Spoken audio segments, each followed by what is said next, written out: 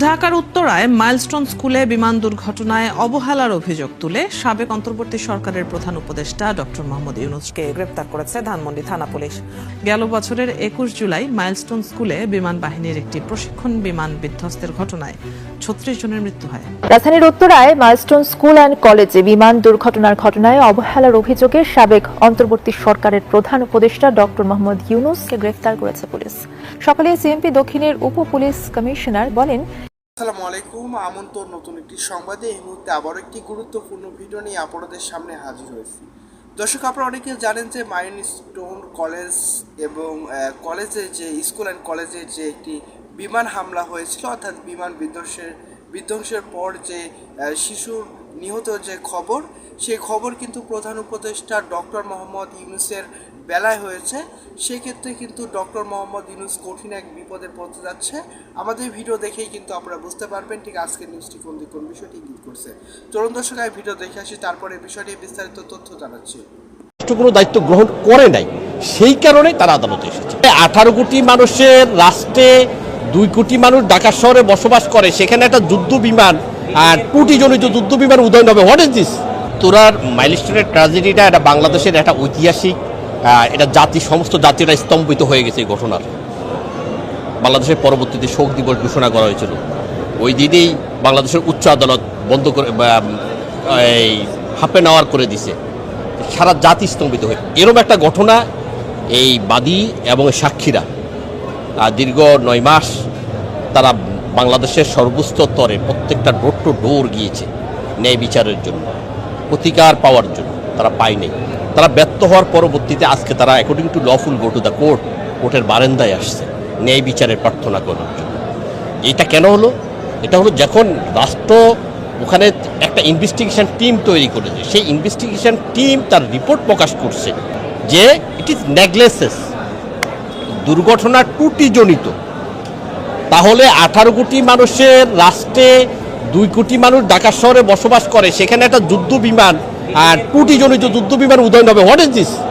আর সেই যুদ্ধ বিমানে বিধ্বস্ত হওয়ার পরবর্তীতে বাদী এবং সাক্ষীদের ইনোসেন্ট সন্তানেরা মৃত্যুবরণ করবে, রাষ্ট্র কোনো দায়িত্ব গ্রহণ করবে না। না, এটা হতে পারে না।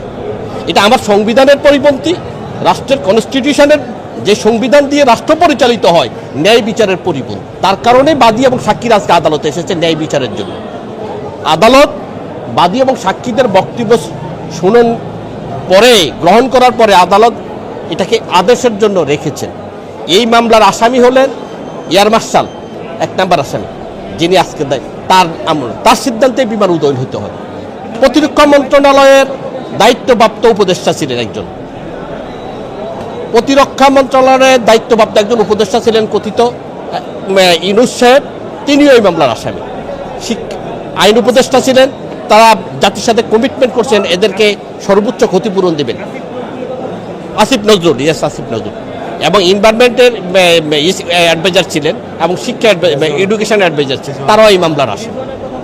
হ্যাঁ, রেজনা এবং সিয়াদ দত্ত নাকি জানি, এরা এই মামলা নেয়। মোট ১৬ জনের বিরুদ্ধে বাদী সুনির্দিষ্ট অভিযোগ নিয়ে আদালতে দ্বারস্থ হয়েছে, ন্যায় বিচার চাচ্ছে, অন্য কিছু না। যে কোনো অপরাধী যেহেতু পার পেয়ে যেতে না পারে, সে যেই হোক।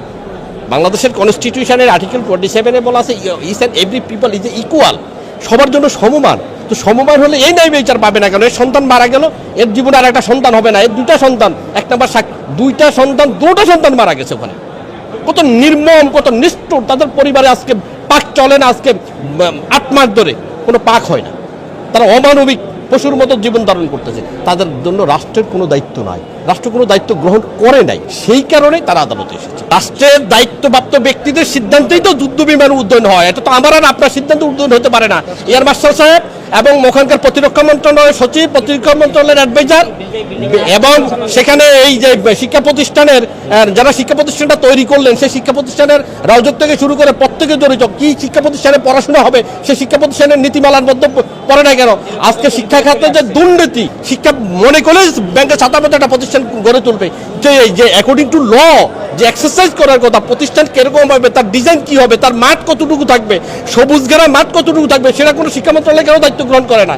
শিক্ষা সচিব কেন দায়িত্ব পালন করে নাই? রাজক কেন দায়িত্ব পালন করে না? তার বিল্ডিং কনস্ট্রাকশন কি হবে? এই জন্য প্রত্যেকেই এই জন্য library is and every people is a liable, যার কারণে বাদী এদেরকে লাইবেল মনে করে আদালতে তাদের বিরুদ্ধে ব্যবস্থা নেওয়া। কুকুরের বাচ্চা মারা গেছে, সেখানে তাদের বিচার হয়েছে, অথচ আমাদের 28টা বাচ্চাদের মারা হইল, এটার কি বিচার হবে না? দায় আমাদের, আমরা সন্তান জন্ম দিছি, আমরা সন্তান স্কুলে দিয়েছি, শাস্তির আওতায় তো আমরা আসার কথা। তাহলে আমি এই মামলা রইল প্রথম সাক্ষী, দ্বিতীয় সাক্ষী। আমার দুইটা সন্তান ছিল, নাজিয়া নাফি, ওনারা ক্লাস 6-এ এবং একজন ক্লাস 2-তে ইংলিশ ভার্সনে পড়তো, দুইজনই ওখানে শহীদ হয়েছে। তো আমরা এই ঘটনার পর থেকে সরকারের সকল দপ্তরে, বিগত সরকারের সকল দপ্তর অধিদপ্তর সব জায়গায় আমরা ঘুরেছি, সব জায়গায় আমরা পত্র দিয়েছি যে আমরা এটা একটা ন্যায় বিচার চাই, যেন একটা সুষ্ঠু সমাধান চাই। কিন্তু এই সুষ্ঠু সমাধান আমরা পাইনি, অতিবাহিত হওয়ার পরও আমরা পাইনি। তো বর্তমান সরকারের কাছেও আমরা আবেদন জানিয়েছি, তারা বলছে বিষয়টা দেখবেন, বর্তমান প্রধানমন্ত্রীও বিষয়টা দেখবেন, উনি আমাদেরকে এই বিষয়টা আশ্বস্ত করেছেন। আমরা চাই সবাই আমাদের ন্যায় বিচার প্রাপ্তির জন্য আপনারা কাজ করবেন। আমরা ন্যায় বিচার চাই, অপরাধের সর্বোচ্চ শাস্তি চাই, যাতে ভবিষ্যতে এই ধরনের ঘটনা না ঘটে। আজকে আমি নিঃসন্তান, আপনি নিঃসন্তান হলে কি করতেন বলুন? আমাদের কি দায় ছিল? আমাদের বাচ্চারা তো স্কুলে ছিল, কোমলমতি শিশুরা ছিল, সেখানে কি কোনো দায় ছিল তাদের? স্কুল কর্তৃপক্ষ যে বিল্ডিং কোড অনুযায়ী বিল্ডিং না করার কারণে দুর্ঘটনায় হতাহতের পরিমাণ বৃদ্ধি পেয়েছে, যেটা হলো তদন্ত রিপোর্টে এসেছে। এছাড়া তদন্ত রিপোর্টে আরও 30-32টা ছিল, যেটা আমাদেরকে জানায়নি। এছাড়া বিমানের উড্ডয়নজনিত ত্রুটি ছিল, এইসব বিষয় তারাই বলছে, কারণ তদন্ত তারা যেটা বলছে ওইটাই তো, আমরা তো জানি না। তো তারা যেটা বলছে সেই অনুযায়ী স্কুলে এখানে দায়ী। শুধু তাই না, স্কুলে ওই দিন আমার বাচ্চারা তারা কোনো কোচিং করেনি, এক্সট্রা টাইমে তাকে আটকিয়ে রাখছে। আটকিয়ে রাখার কারণে আমার ছেলে তার বোনকে নিয়ে আসতে যায়, সে সহকারে দুর্ঘটনায় শহীদ হয়েছে। নয়তো আমার ছেলেটা অন্য বিল্ডিংয়ে সে থাকতো, সেই বিল্ডিংয়ে তো দুর্ঘটনা হয়নি। এছাড়া ওনারা যে দুর্ঘটনার যে বিল্ডিংয়ের কথা বললো, আশা করছি সম্পূর্ণ ভিডিও দেখেছেন। দর্শক আসলে সম্পূর্ণ ভিডিও দেখে বুঝতে পেরেছেন ঠিক আজকের নিউজটি কোন বিষয়টি ইঙ্গিত করছে।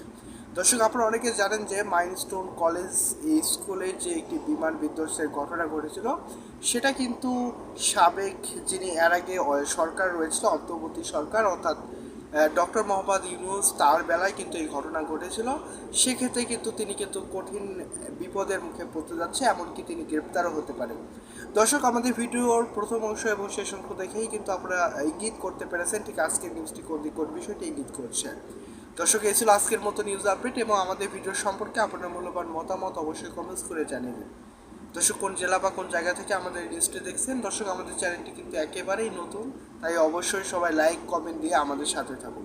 ধন্যবাদ। ভিডিওটি বেশি বেশি করে শেয়ার করে দিন।